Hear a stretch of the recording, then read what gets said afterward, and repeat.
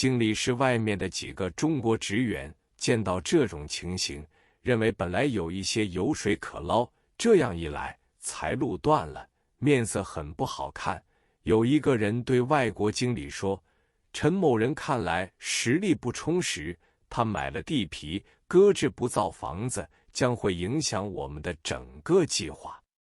外国经理看我年纪很轻，是否能建屋还有问题，所以一张正式契约他不肯签发给我。洪买办偷偷地问我，你买成了这块地皮，造屋的钱是否已有准备？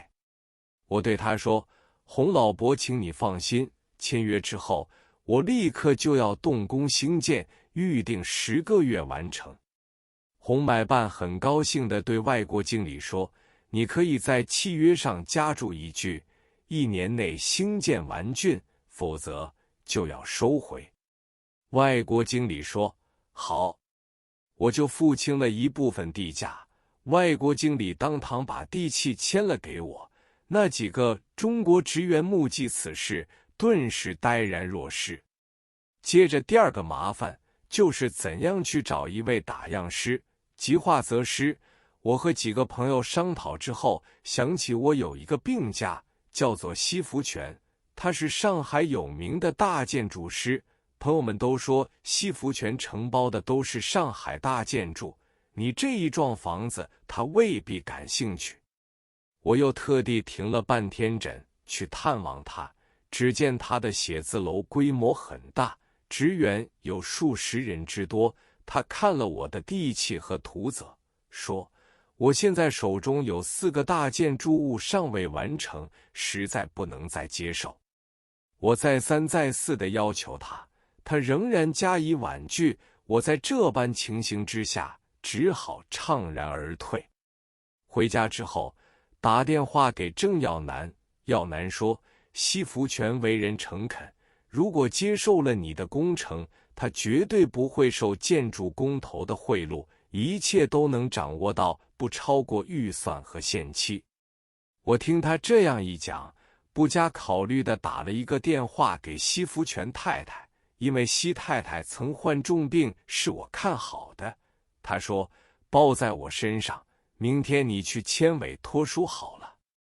第二天，我再到西福全写字楼，西氏见了我，只是笑，不出一声地拿出一份委托书来给我签字，笑着说，你真有办法。第3件麻烦就要找做头及承包建筑的人，这个麻烦就更多了。风声传了出去，来接头的人倒有6、7人，还有许多掮客及经济，硬要拖我去吃饭，日日夜夜有人来谈这件事，弄得我如丈八金刚，摸不着头脑。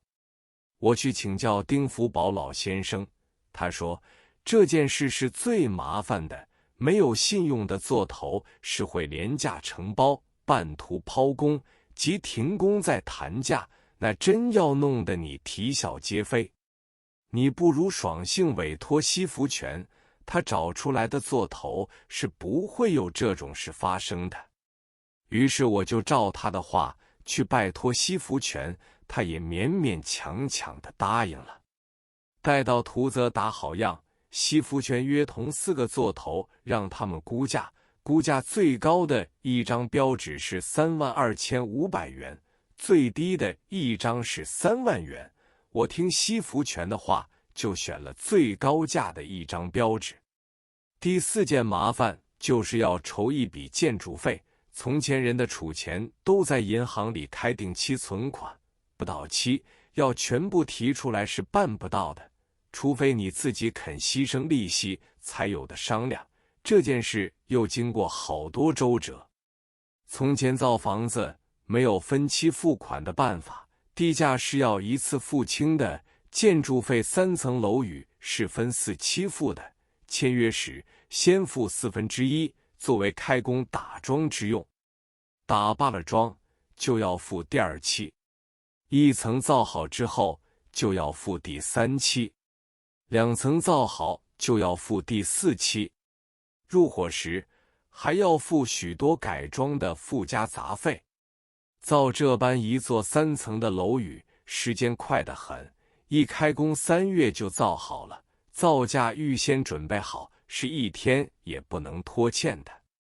本来我预备的款项，只是想买了这块地皮，慢慢的才建屋，但是跑马厅的合约要我即刻兴建屋宇，我就不得不想尽方法来动工兴建。我有一个病假，是上海越级大律师冯炳南，我先和他商量这个合同的内容，因为他是全上海各大银行的法律顾问。他看了我这个合同说，合同没有什么话可说，你一定要准时付地价，准时造屋，一点也不可延宕的。他又微微笑着说，要是你手头紧的话，我可介绍2个银行贷款，银行方面对放款收息总是欢迎的。于是地价方面，我得到分期付款的优待，造屋的款项则由银行按期代付。我说，这个办法很好，因为造屋往往会超过预算，能够如此，我就没有顾虑了。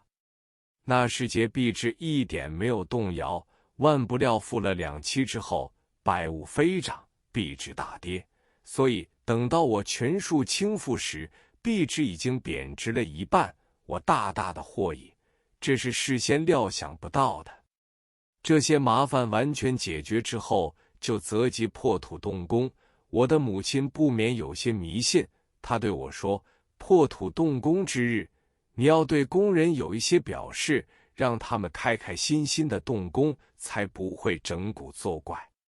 我虽不迷信，但是经母亲这样一讲，倒也不能不信。